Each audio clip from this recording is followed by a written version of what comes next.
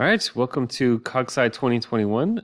My name is Peter Kvam, and today I'm going to be talking about preference reversals between intertemporal choice and pricing. So the type of preference reversals that most people are familiar with, at least in the judgment decision-making literature, are reversals in risky choice, where people are offered either a choice between two options or they separately price option A and then option B. Typically what happens in these risky choice scenarios is that we have a safe bet or a P bet over here on the left side, and we have a risky bet or a D bet over here on the right side that has a higher chance of winning but a lower chance of winning but a higher payoff than the P bet over here on the left side. And typically what happens is if you put these two things side by side, people will tend to choose the safe bet, as long as those things are roughly equal in expected value. But they'll assign a higher bidding price, right? So how much would I pay to play this gamble? They'll assign a higher price to that D bet on the right side. Like most things that I try to present that I think are new, it turns out Tversky did this about 30 years ago in their paper on preference reversals, where he actually showed an instance of preference reversals in intertemporal choice, right? So intertemporal choice, where we can choose between an option that might occur sooner but a smaller amount, and an option that might occur later but have a larger amount. In this case, they did a number of example gambles, but the smaller sooner option was $1,600 in 1.5 years, and the larger later option was $2,500 in 5 years. And like in risky choice, people tended to choose the smaller payoff, right, that occurs sooner. But if you had them price them separately, if you said, well, what's the maximum amount you would invest now in order to receive $1,600 in a year and a half, versus what's the maximum amount you would invest now to receive $2,500 in 5 years, people will assign a higher price to the latter option. Right, so we call these preference reversals, where people appear in decision making to prefer one option, but then appear in pricing to prefer the other one. So we wanted to follow up on these and look at them both in a little bit more realistic pricing scenarios, right? So ones where our participants actually were expecting to receive one of the options that they made a decision between, or one of the options that they priced during the experiment. And also just look at, how prevalent are these kinds of preference reversals in intertemporal choice. So the stimuli we used were all between $0 and $30, right? So these are all amounts that participants could expect to maybe receive during the experiment. And the delays were all 1 to 120 days, right? So we wanted to actually avoid an immediacy effect by having options that were 0 days. And so we had a bunch of pairs of options. We have them choose between pairs of options. And then each option in each of those pairs was also priced separately. So we'd ask, how much would you pay now? What is the maximum amount you would invest now in order to receive that amount in some number of days, right? So here we might have one option being $20 in 5 days, and another option being $60 in 90 days, right? Actually, it's not going to be as high as 60, but and each one of those has a payoff and a delay, right? And what we wind up finding is that people tend to choose the smaller sooner option, but then tend to assign a higher price to the larger later option. So we did this with 87 different choice pairs.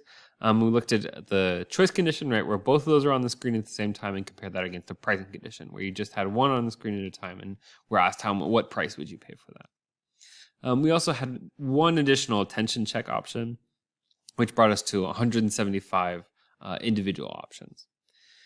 Now, we also did this for losses, actually. So we didn't just do this for gains. So an area where this hasn't been explored before is, well, how much would you pay to avoid losing $20 in 5 days versus how much would you pay to avoid losing $60 in 90 days? And it turns out you get kind of similar preference reversals in losses as well. We recruited 40 participants for each condition. A few of them failed attention checks or assigned prices that were clearly wrong. And so we only retained 36 participants for the gains condition and 34 for the losses condition. All right, so what I'm showing you here is the general pattern of favoring the larger later versus the smaller sooner in the choice condition on the x-axis and the pricing condition on the y-axis, right? So the higher you are on the x-axis, the more likely you were to choose the larger later option for a given choice pair. So each one of these dots is a different pair of options. And on the y-axis, the more likely you were to assign a higher price to the larger later option than the price you assigned to the smaller sooner option, right? When those were displayed individually. So in a perfect world where preferences were perfectly correlated across price and across choice conditions, everything should essentially fall kind of along a diagonal line from 0 to 1 here, right? People should be pretty consistent in the choices and the prices that they respond with. But it turns out that people aren't even in the right quadrants most of the time. So it turns out that there's a few that consistently favor the smaller sooner over the larger later option. And there's a few pairs where they consistently favor the larger later over the smaller sooner option. But the overwhelming majority of cases were actually cases of reversals, where they would prefer the smaller sooner option when they were presented side by side, but they would assign a higher price to the larger later option. So these kinds of reversals were absolutely ubiquitous in our data. For the loss condition, it's almost as if you take everything and kind of flip it over the diagonal. So the reason for that is that if you choose to take a smaller sooner loss over a larger later loss, then of course you prefer the smaller sooner option, right? That has a higher expected value.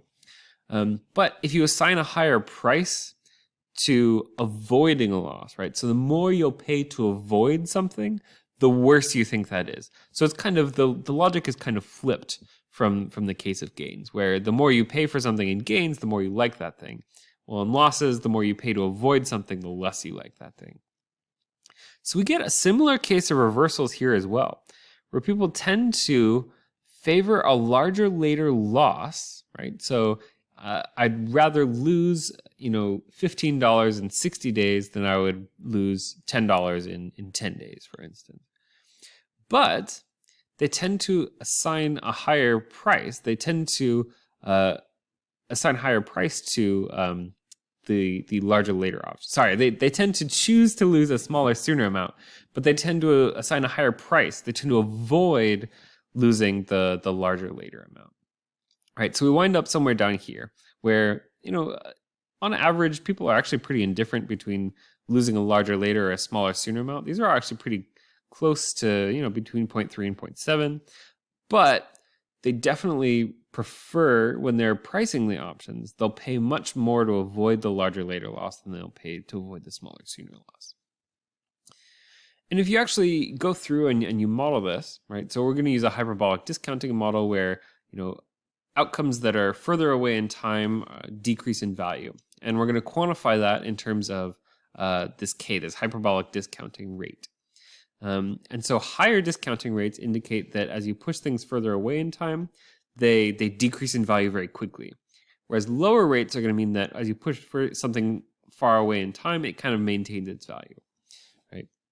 So higher discounting rates, so less negative discounting rates, are going to indicate people that favor the smaller sooner option more often. And so if we just look at gains, and we look at, this is the log of that estimate. So it's usually a very small number between 0 and 1. Actually, usually between 0 and 0.1. So we're taking the log to kind of make it look normally distributed here. And if we look at the estimates of this parameter, so this is done in a hierarchical Bayesian way where we're estimating the group level mean of the hyperbolic discounting rate. It's much, much higher for the choice condition, right? People are discounting much more steeply than they are in the pricing condition when they're pricing each option separately. So it turns out, depending on how you get discounting rates, whether you're going to calculate them from choices or whether you're going to calculate them from prices people assign, you can get massively different results in terms of the discounting rates that you estimate. The same kind of goes for losses, right? So for losses, the discounting rate seems to be steeper in the pricing condition than it is in the choice condition, but these are a little bit closer, right? It actually turns out the hyperbolic discounting model just doesn't do a good job with accounting for pricing of losses. There seems to be, you need essentially a loss aversion parameter in there somewhere, which you don't have with kind of the default hyperbolic discounting model. But the key takeaway here is that how you ask the question, right, or you have people make decisions, whether you have them assign prices, is going to make a big difference in terms of the discounting rates you make inferences about. Okay, so I'm going to go very quickly through the modeling approach we use here. So this is actually similar to an approach that we proposed for risky decision making. It turns out it works for intertemporal choice as well. Where essentially the prices that people can assign are arranged on this kind of quarter circular boundary, right? And your preference between different prices that you could assign to something are represented by a point kind of in somewhere inside this quarter circle. And as you prefer lower prices, right? So as you think of something that either has a low payoff or it has a long delay associated with it, you kind of move towards the right? So you move towards these low prices. And as you consider something that either has a big payoff or a really short delay, you kind of move towards high prices. Once you get enough support for a particular price, so once the component of the state along one of these vectors that describes a price reaches a threshold level, then you stop and you assign that price to that option. And we're going to have a utility parameter in here as well. It actually turns out that's pretty important. So essentially, prices that are low are represented as less similar to one another than prices that are high. Right? The difference between $0 and $1 is bigger than the difference between $15 and $16 subjectively. And the last thing we're going to do is we're going to add a starting point, right? So this is, if somebody anchors on the price that they see, then they're either going to make a high response in a larger later condition or a low response in a smaller sooner condition. So essentially what we're doing is we're building an anchoring and adjustment model into an evidence accumulation model that's going to determine the price that people assign and when they assign it. So in this case, people might have a strong bias towards low prices, right? So if they saw, the only outcome they could get is $2, and they're like, that's just really a terrible option, they might start with a strong bias towards a low price. And previously in risky choice, the way we've done this, we said, well, you could win $15 or you could win $0, right? And so the accumulation process is like a mental sampling process, right? You sample $15, so you step towards high prices. You sample $0, so you step towards $0, right? You sample 15, step towards 15, and so on. And those are sampled in proportion to the chance of winning them, right? So essentially, you mentally simulate the outcomes of the gambles. Well, what we're going to do is we're actually going to substitute for that probability, the rate at which you move towards low prices versus large prices, we're going to substitute in a discounting rate, right? So a discounting rate is a number between 0 and 1 that says, well, how much of this payoff's value is retained as you push it further along in time, right?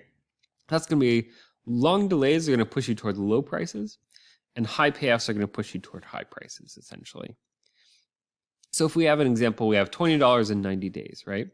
When I think about the 90 days, the long wait that I'm going to have to endure before I get this option, I want to assign a low price for it. But when I think about, well, that big payoff I'm eventually going to get at the end, I'm going to move towards high prices. And the rate at which I think about the delay versus the outcome is a function of the discounting rate here. All right, so we follow this process. We keep thinking about the payoffs and delays. Eventually, we approach a response that we can make. Actually, it turns out that the longer this accumulation goes on, it actually approaches the hyperbolic discounting model. Okay, so if we contrast that against just the choice prediction out of a hyperbolic discounting model, we might have a higher delayed value for a smaller sooner than a larger later option, right? So this is our hyperbolic discounting part of the model. And so on average, we're going to choose the larger later option less often than we're going to choose the smaller sooner option. But if we use this pricing model, we have a higher anchor for the larger later option. And so even though that, as you adjust it, as you think about it, is going to move towards low prices, if your threshold is low enough, you're still going to favor the larger later over the smaller sooner option on average, right? So the distribution of prices we assign to the larger later are on average going to be higher than the distribution of prices we assign to the smaller sooner option, which creates this reversal that we wind up seeing. All right, so there's a couple of future directions we're going to go with this. One of them is individual level model fits. So one of the interesting things that happens here is actually that long delays tend to be prices that people assign to long delay options tend to be positively skewed. That actually comes out of the model, which is a nice feature of it. We'll look at multi-outcome decisions, combinations of risk and delay, so risky intertemporal choice, and we're going to try to move into consumer products and non-gamble items. So just to kind of wrap up, preference reversals are prevalent in intertemporal choice, where people tend to choose a smaller sooner option over a larger later, but price the larger later option later or higher. And our price accumulation model seems to be able to account for this. So I'm going to wrap up there and open for questions when this is uploaded.